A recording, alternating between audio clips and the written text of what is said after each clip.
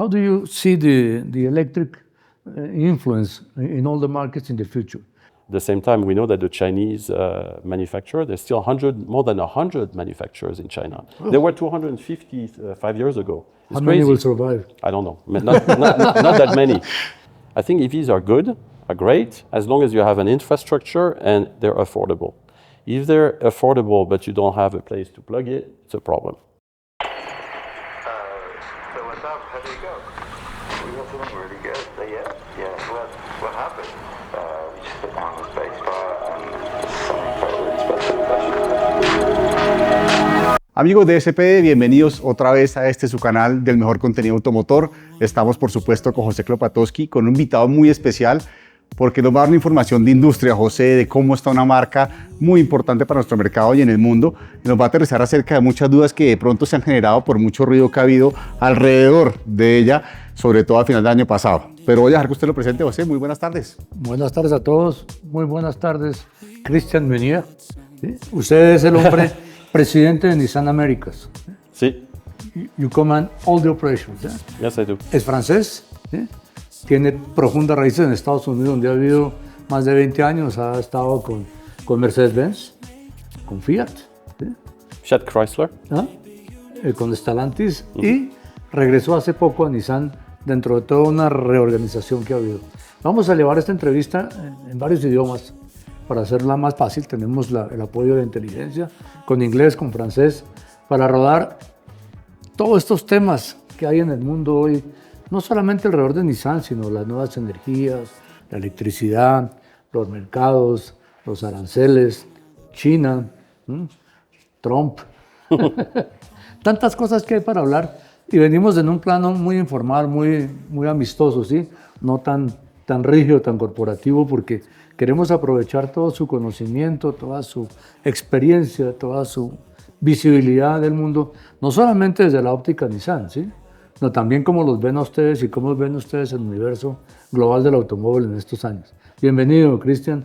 Y pues ya de aquí pasamos a un idioma un poquito más fluido para que tengamos la información completa. Juan. Sí, José, vamos a hablar precisamente en inglés, porque es el idioma que Christian más domina, pero usted me parece que es clave que lo haya presentado así, porque si bien estamos hablando de Nissan, nos da una imagen muy global de lo que está pasando en el mercado, lo que está pasando con los carros asiáticos, sí, con toda esta invasión de carros chinos, de marcas. Entonces, pues hablemos un poco de mercado, José, hablemos con Christian y cuéntenos. Okay, Christian, we are talking about the news of Nissan last year. We are talking about financial problems. Where is Nissan right now? So Nissan, first I'd like to thank you for the invitation. Very happy to be here. First time in Colombia. Really? First time ever. And I'm very excited to be here because there's a lot going on.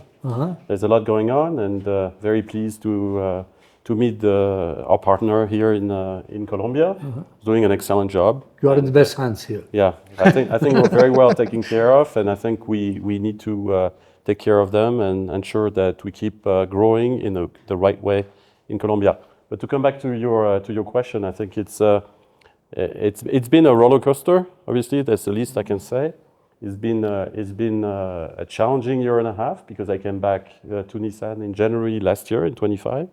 But we're doing great. We're really moving the needle. We're improving the business. We're growing again, especially in the Americas. One of the big target that I had, obviously when I took the job, was to fix the US business.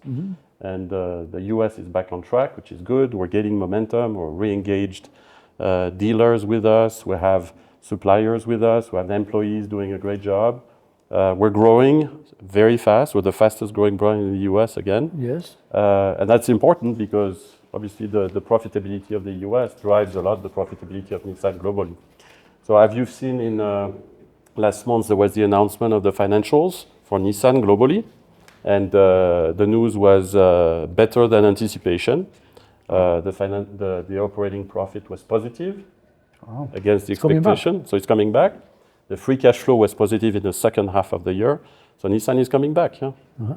Well, let me ask you a question that goes to the very beginning. Who owns Nissan?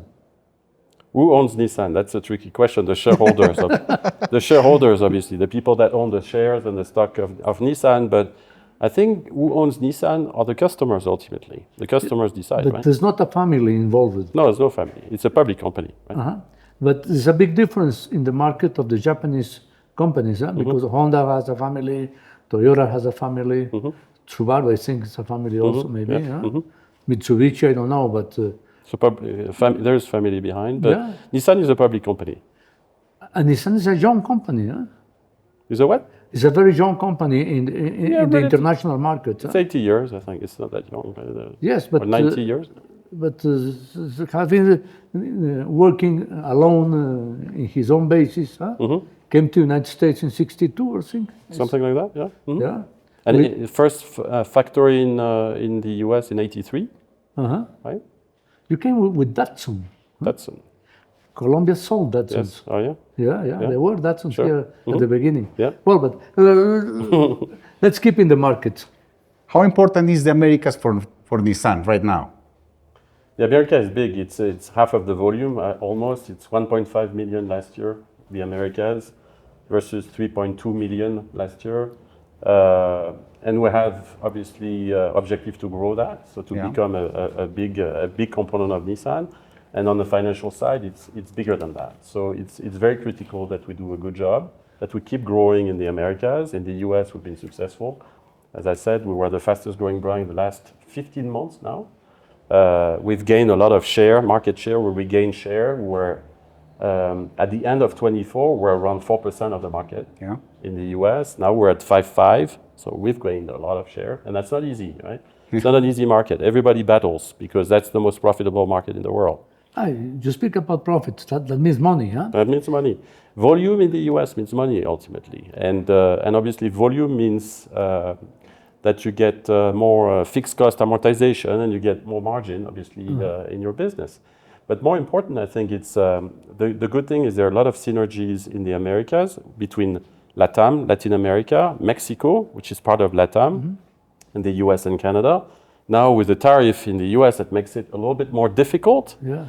But the good news is we have a very strong manufacturing footprint in the globe, right? Yes. We can bring cars from Japan, from China, from Europe, from US, from Mexico, from Brazil. And that's a big advantage, even from India. So we have a lot of different opportunities that we have. And for LATAM, knowing that LATAM is a very complex market, some are more open than some others. Colombia is quite open with a lot of tariffs still, a lot of different tariffs. It's good for hybrids. It's good. It's good for electrified vehicles, but ultimately we have a solution. We have the solution. We just need to pick the right product that have the most potential and deliver a strong plan for Colombia and the other markets. You know, I was in Brazil before. In Brazil, we have a strong plan. We have a big factory in Brazil, and we need to expand in Brazil. I was the president of Nissan Brazil a few years back, and I'm very attached to getting the business back on track, full speed in Brazil and in Latin America. Do you imagine if you were the CEO or the American manager in 1962, you sold 250 cars to Colombia, Jeep 4x4, and they pay you with coffee. Yeah, I learned that today. Yes, I learned that today. It's pretty funny. It's pretty funny that they were paid by we were paid in coffee. Yeah. But you know that's not a bad thing. Yeah, I love coffee. I wouldn't mind it. I will find a way to sell it. After. Yeah. Especially you have the best coffee in the world. I won't tell the Brazilian friends. But that was a beginning because in Colombia the imports were totally restricted at the moment. Yes. In the 62, and they only allowed the 4x4 vehicles, without roof, because supposedly would be for agriculture.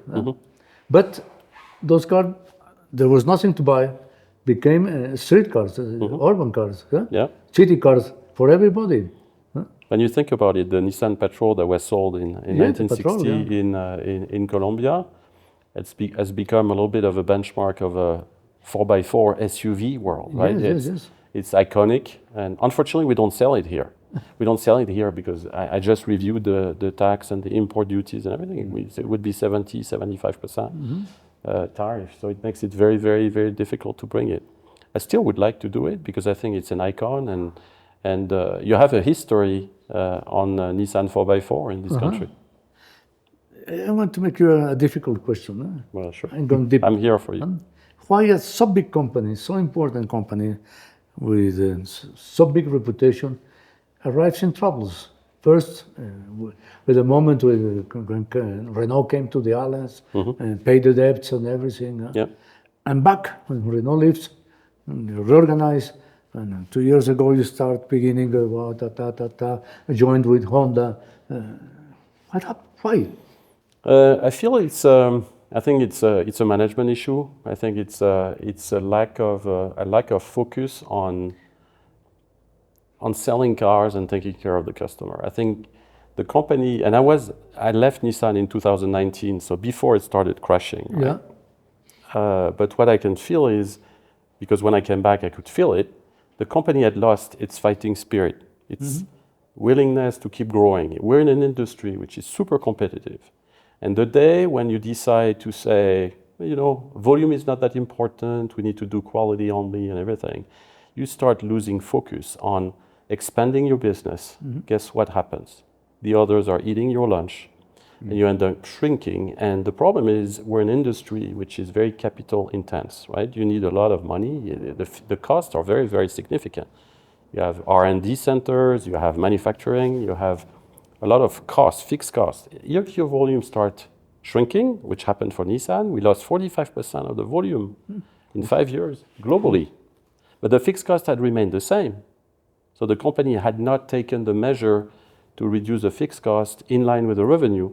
And guess what happens? You become very clearly vulnerable and your profit goes down the drain.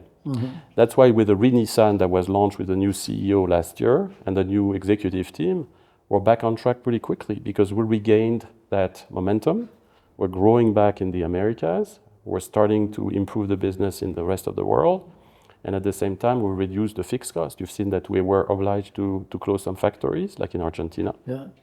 That was unfortunate, but we needed to do that. Yeah. But let's have a look behind all those movements that came. Japanese companies are very close. The management is very local. It's the policy, the way they make business, the way they think, the way they plan. Yeah. And you have a landing of the French company, of Renault. That means, I think, a big change in the organization. Yeah. Then you leave from this problem and you come with a general manager from Mexico. Yeah. How you mix all those cultures? I think Nissan is a global company, and that's one of the power of being a global company in Japan. Makes it different and makes it an asset. And I think having a Mexican CEO is great because first he knows something outside of Japan. He's lived in South America. He's worked in South America. He's worked in Europe. He's worked in Japan a lot. He's been with Nissan for, I think, 25 years, so he knows the company super well from the inside.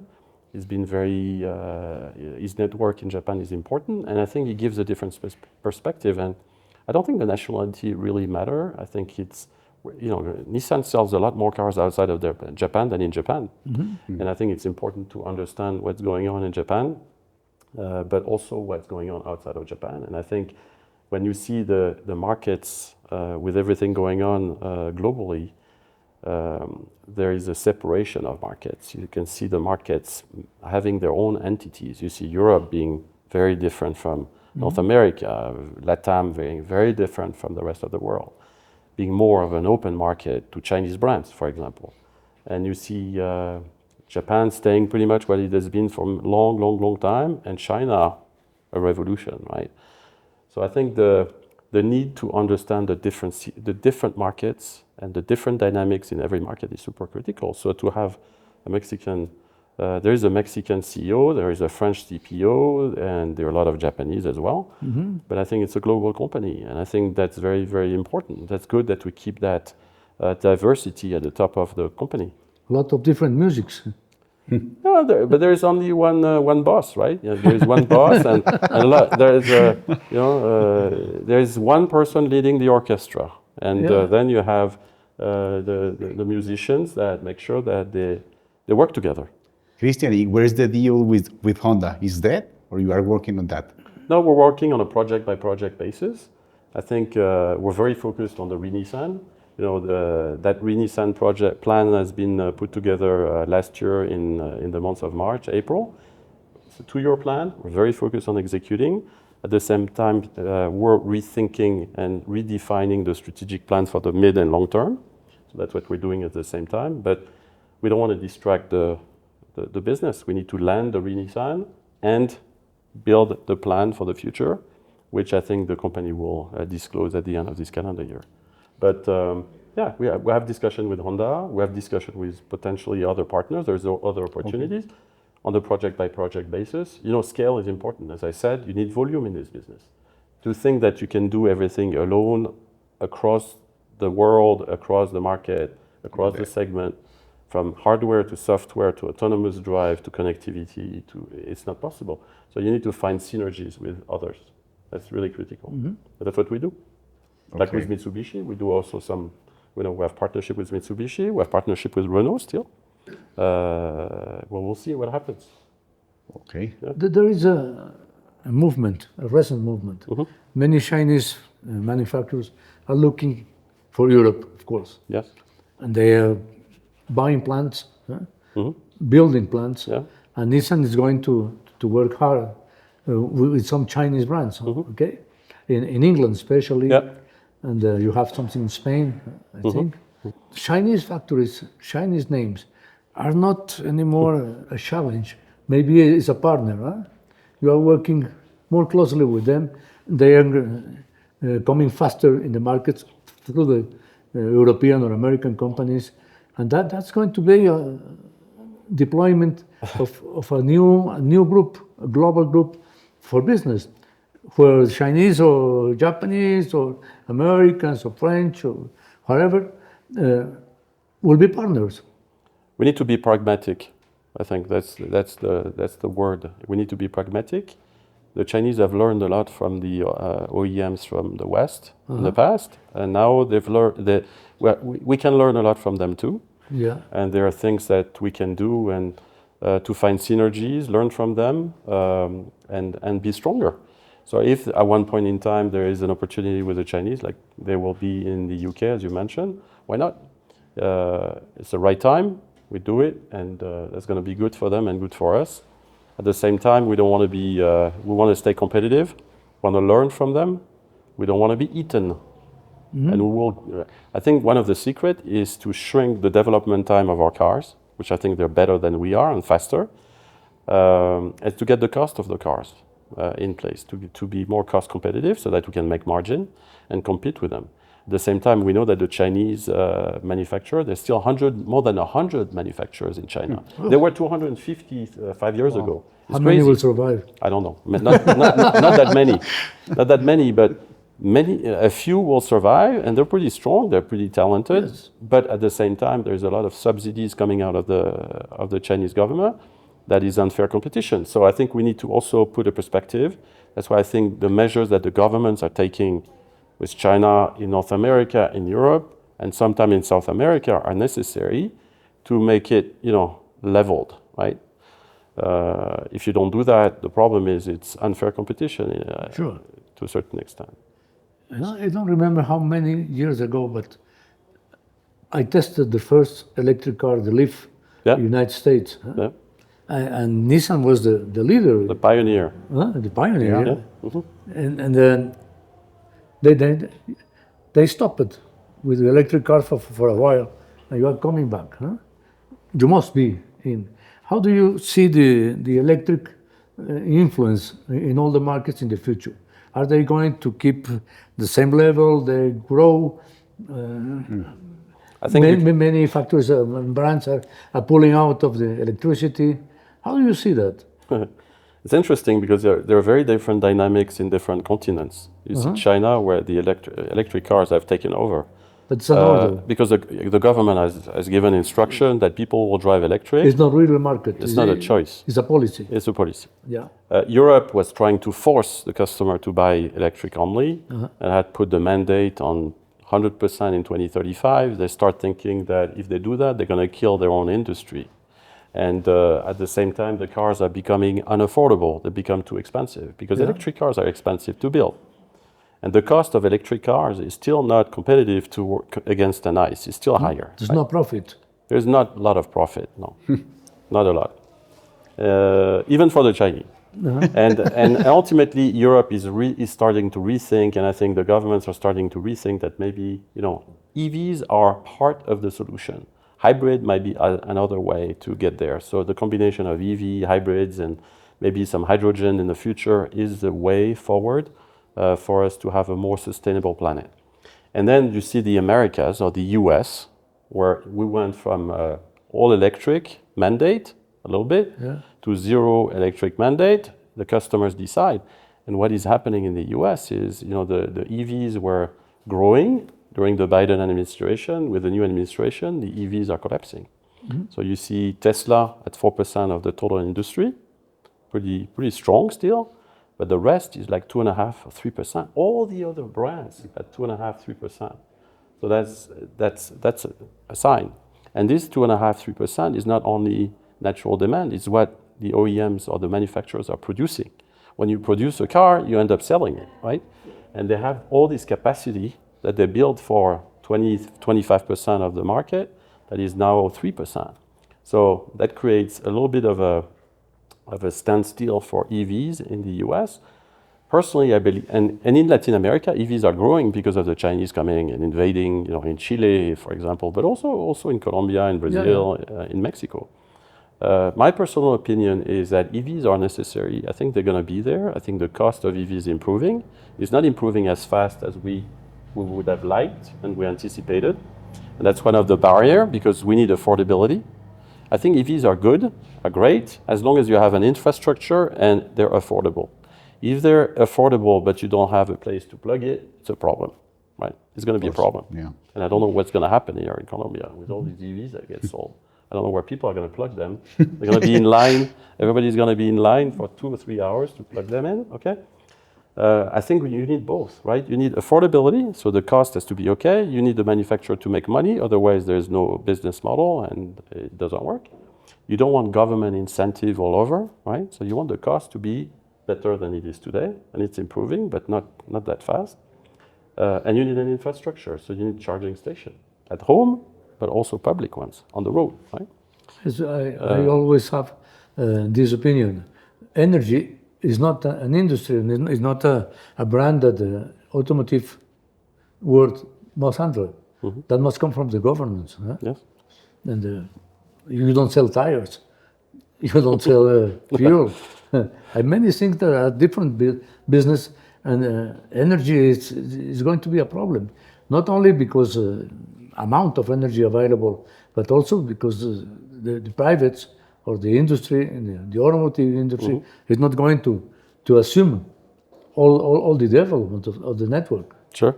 And with AI, the need for energy is going to be even bigger, right? Yeah. AI is going to create more demand for electricity. So the governments instead of focusing on EVs, on cars and EVs, they need to focus on generating more electricity because we're going to need more electricity. But you don't want electricity to be dirty, right? If you produce electricity through coal, like in China, it's not a clean energy, right? So what you do in Brazil or in Colombia, which is a pretty clean energy through hydro, is okay. But with AI and the development of AI, there will be a lot of increase in electricity demand. That's where the government have to focus because it's happening really fast. You have a budget for research and development, a global budget. Yes. How is the percent for combustion? How is the percent for electricity? I don't know if I can disclose that, but we have a need for us to be competitive in the EV. So that's a significant portion of our R&D. But it's not as dramatic as it used to be, if I may, 5-6 years ago. I think it's a lot more balanced. I think what we need is a spectrum of solution, because depending on where you go on the planet, you have different needs from the customers. You have different powertrains that are needed, from regular ICE engine combustion engine to hybrid, to plug-in hybrid, to range extender, to EVs. There are many different options that you need. So I think it's really, I think the winners are going to be the one with different solutions for different customers in different territories. And if you go only EV, you've seen that companies have written off $60 billion of investment on EVs in the last year, right? Mm-hmm. $60 billion of investment. 60 billion. Wow. And that's only the public ones, the one that have been disclosed. There are a lot of investments that were made on EVs that are not going to deliver any kind of profit or any kind of impact. This is pure waste. So I think there is a balance to find, and hopefully the governments are a lot more pragmatic. Mm-hmm. Pragmatism has been lacking sometimes. It's been very dogmatic, and I think pragmatism has to replace the dogmatism. We need to take care of the customer. Affordability of the car is critical because we cannot put on the market cars that are not affordable, that people cannot pay. And at the same time, we need to find a better solution for CO2 emission. Right? We need to reduce the emission globally on the planet, but not only in one market, everywhere. Right? It cannot be that some markets pollute 100% and some others are drastic and stop all at once, because it's not the right thing to do. Uh-huh. Some years ago, not many, I was in Nissan in Yokohama maybe, mm-hmm. and talking with people of the organization. Mm-hmm. They were launching e-power. Yep. And then at the moment, and now, you put all the words in one car. Combustion, yeah. Electricity, yeah. Hybrid. Yeah. You made the solution, and this time they say that's the car for the third world, for the third amount of countries in the world. But I think it's universal. It's for everybody. Huh? It's the way to go with the electricity and combustion and solutions and recharge and everything. And that belongs to Nissan. Yes. It's the first brand to launch this movement. E-power. So the hybrid e-power technology is unique to Nissan, as you said, and we've sold 2 million units already. But it's nothing compared to the other traditional hybrid systems. The good news is now it's becoming more of a global solution. And as I said, EVs have declined a little bit. They will regain momentum in the next 5-10 years. But the hybrid, I think, is a core component of the solution because it's efficient. You gain a lot of inefficiency. And what is great with e-power, it's efficient, but it's fun, it's quiet, it's clean, it's nice, it's fun to drive. We're launching the hybrid e-power new generation in the US at the end of this year with Rogue, which is the X-Trail, the same product. We're late to the party because we didn't have a hybrid before, but we're super excited, and we had journalists drive it, and they realized that it's a hell of a technology. It's fantastic.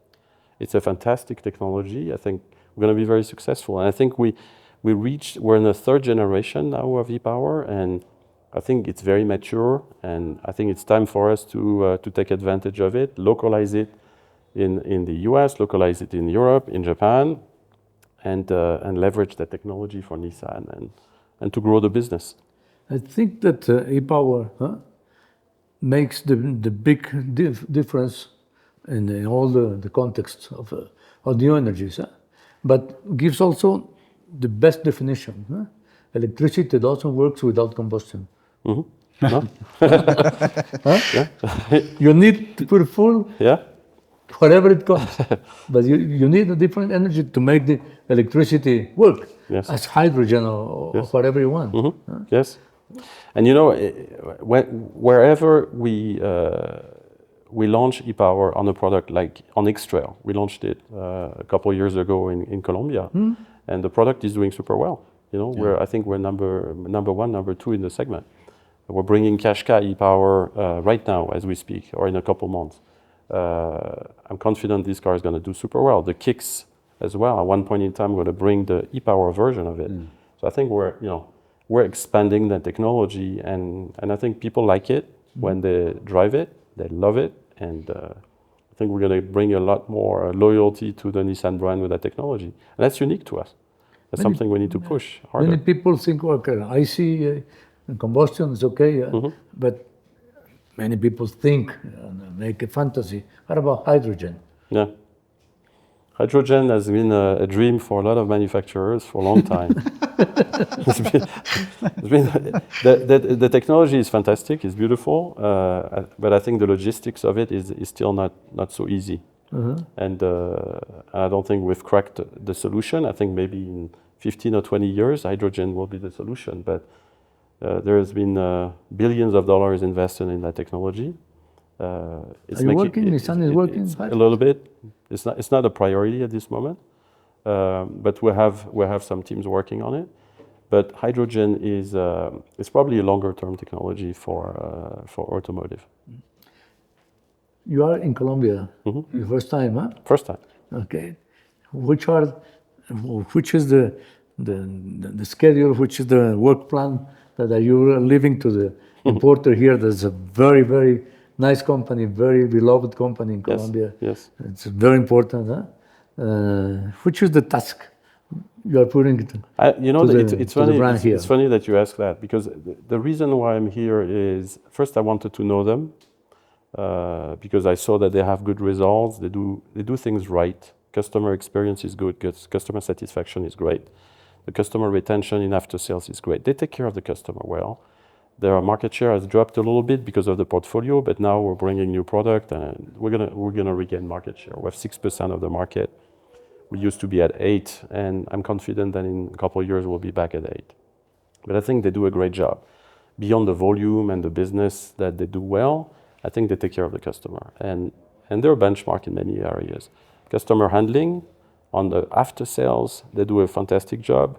The vice president of after sales for the Americas was here 3 months ago, and she came back and she told me, "Wow, you should go meet them because they do great. There are a lot of things that they do here that we don't do always in the U.S. Right? The U.S. supposedly the big engine of the company that we don't do as well. So I think we can learn from them, and instead of giving them tasks, I told them, you need to do better, you need to sell more, because that's my job, right, to encourage them to do, but I need to give them the tools. And I said, okay, what are the 3 things you need from me, right? They haven't given me the list yet. But at the end of the day, I will end up with a list, and I will go back to work back in Nashville, Tennessee, where the headquarters is, and we will support them, because I think they're also a good benchmark. We have a lot of importers in Latin America, and they show the light, right? They show what's possible. Being a benchmark, it's like Mexico, right? Mexico in Latin America is another benchmark. 18% market share, number one market share for 18 years, right? 18 years, and the second one is at 12%. So they're really, really strong. Why? Because they do a super strong quality job with the customer. They take care of the customer. The national car in Mexico. It's a national car. Yeah. It's a national car. So between Mexico and Colombia, I think there's a lot we can learn. I was the vice president of marketing in the US at the time in 2009, and my boss sent me to Brazil for 3 years to fix the business and to basically get Nissan on track in Brazil. So I went to Brazil as the president of Nissan Brazil for 3 years. And at the time, was 0.6% or 0.7% of the market. Yeah. Right? 3 years later, I left at 4% of the market with a plan for a big factory that we've built. So now we have a big factory in Rio State. There's been ups and downs, and now we're around 3% of the market. So we have a lot of upside in Brazil. Colombia is very dependent from Brazil and from Mexico for the product. Yeah, for sure. Are they healthy? And Japan.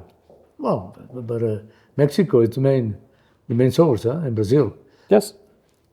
Are healthy, those operations? Mexico with Trump exports and everything. You had troubles, you closed the factory there. Yeah. There's been a few headaches, but I think we've managed very well, because despite the new tariff in the US, we pay 25% for every car we bring from Mexico to the US. Makes it very difficult to sustain. We're confident there will be a tariff trade agreement that will take place in the next few months, but we've not cut production. We've kept importing cars from Mexico, Versa, and Sentra. Sentra and Kicks. Versa we stopped. But these 2 cars we're bringing to the US, and they're pretty successful. Obviously, the margins are very thin. But we're investing in the future, and we would need Mexico to keep going. We have a beautiful facility, a beautiful factory. We're going to keep doing. Versa and Sentra in Mexico are doing super well, right? Versa is the number 1 car that they sell. It's number 1 car sold in Mexico. And we bring that car, as you know, we launch it now with the Sentra, the new Sentra, which is beautiful. I invite you to have a look at it in details if you haven't seen her. It's a beautiful car, so we launched these 2 cars at the same time. These are going to be critical for Colombia as well to gain momentum. But the tariff has been a headache, but we've been localizing in the US because of that.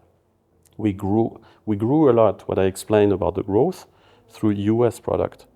Rogue, which is X-Trail, Frontier, the pickup, and Pathfinder have been the 3 cars that have grown the most. So from 44% local production to 65% now, and we want to push it to 80% because we have the factory in the US. We still have upside in factory, so we can build more cars in the US. And maybe export a few to Colombia too.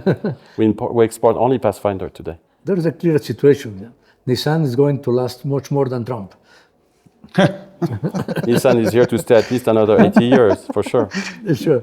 But I want to put you in a plane and go to Europe. Yes. And the regulations in Europe, the 2035 and etc., they make a lot of terrorism about the combustion engines and the combustion products in the rest of the world. Yes. How do you see that? I think there are swings, you know. Things, it's not all good or all bad. There is a little bit of a swing that happens, always. And I think when you go too extreme one way, it comes back the other way after. And hopefully there will be a little bit more balance in the future. To go full electric all at once is not the way. It cannot work. It won't work. And I think Europe is starting to realize that. I think there are swings, like in Colombia. You know, there's been swing left and right. And I think in the US as well, there will be. We need pragmatism, and it's the 3rd time I say that. I think we need a world with more pragmatism and less dogmatism, less theory and more practical. Because the customers cannot afford, like in the US, the average transaction price of a car is $46,000. People cannot afford this car. They cannot afford them. And it used to be $30,000 10 years ago. So the price have gone through the roof because of the technology, the safety, but also because, it cannot continue like that. Huh? Taxes also. Yeah. Tariffs. And tariff, but we've not seen inflation with tariff because a lot of manufacturers have either absorbed the cost of the tariff or found other solutions to localize more cars like us. So we've been able to mitigate tariff, but we paid $1.5 billion of tariff in the US, 1.5 last year, right?